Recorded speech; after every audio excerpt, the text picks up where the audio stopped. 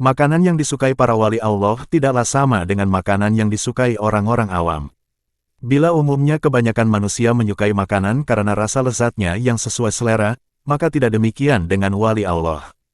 Kisah berikut ini memberi gambaran kepada kita tentang makanan yang disukai para wali Allah. Ini adalah kisah Syekh Al-Harits Al-Muhasibi bersama muridnya, Imam Junaid Al-Baghdadi.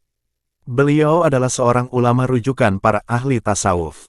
Kitab Ar-Riyajah li Hukukillah, menjaga hak-hak Allah, yang ditulisnya menjadi rujukan para sufi. Ulama besar kelahiran Basrah, 165 Hijriah ini menjadi bernama asli Al-Harits bin Al-Asad Al-Basri.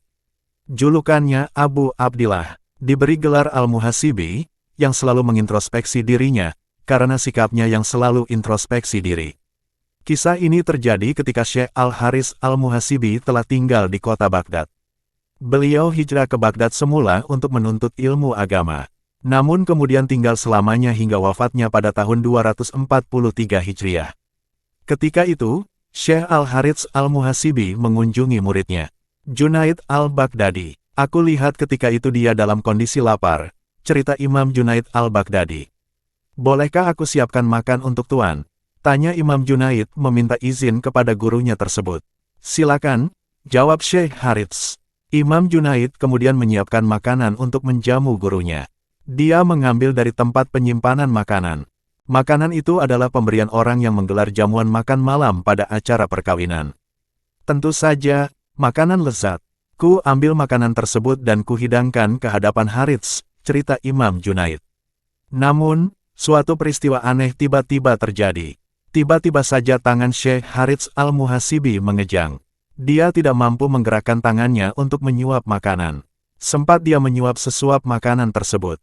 Namun meski telah dikunyah, dia tidak bisa menelan, kata Imam Junaid. Syekh Harits kemudian meludahkan makanan tersebut. Seraya bangkit berdiri dan meminta izin pulang. Imam Junaid merasa heran dan penasaran, gerangan apa yang terjadi dengan Syekh yang sangat dihormatinya itu. Namun perasaan heran tersebut disimpannya. Suatu hari, ketika bertemu dengan Syekh Harits, Imam Junaid memberanikan diri bertanya, apa sebenarnya yang terjadi sehingga Syekh Harits tidak mampu menggerakkan tangannya untuk makan. Waktu itu aku memang sedang lapar, ujar Syekh Harits. Selain itu, aku juga ingin menyenangkan hatimu yang menjamuku. Lanjutnya, namun, Allah memberi isyarat khusus, yaitu bila aku ingin memakan makanan yang syubhat, maka aku tidak bisa menelannya. Bahkan tanganku tidak mampu menyentuhnya. Meski aku telah berusaha, tapi itu sia-sia. Syekh Harits kemudian balik bertanya, sebenarnya, dari mana kau memperoleh makanan tersebut, hai Junaid? Dari seorang kerabatku, jawab Imam Junaid. Imam Junaid masih tidak puas. Keinginannya untuk menjamu gurunya tersebut belum terwujud. Bagaimana kalau sekarang, bersediakah guru berkunjung ke rumahku? Tanya Imam Junaid. Baiklah, jawab Syekh Harits. Mereka pun berjalan menuju rumah Imam Junaid. Setelah sampai, Imam Junaid langsung menyiapkan makanan. Kali ini hanya sepotong roti kering. Ajaib, Syekh Harits Al-Muhasibi malah menikmati suguhan yang sangat sederhana dan murah tersebut. Malah, beliau memuji, makanan yang seperti inilah yang seharusnya disuguhkan untuk para syekh sufi. Demikian kisah yang diabadikan pada ulama kitab-kitab tasawuf, di antaranya dalam Tazkirah Al-Auliya susunan Syekh Fariduddin Al-Atar.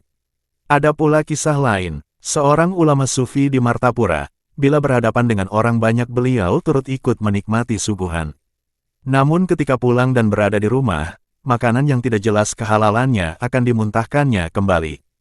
Kisah ini menjadi pelajaran untuk kita semua. Para syekh sufi tidak mengutamakan kenikmatan dunia. Karenanya, makanan yang disukai para wali Allah bukan terbatas nikmat di lidah, tapi pada halal tidaknya makanan tersebut, dan halal tidaknya cara mendapatkannya. Karenanya, bila kita menyuguhkan makanan untuk mereka, maka sangat penting memperhatikan kehalalannya. Karena hal itulah yang membuat suatu makanan disukai wali Allah. Bila tidak, makanan yang kita suguhkan malah akan menyusahkan mereka. Wallahu a'lam.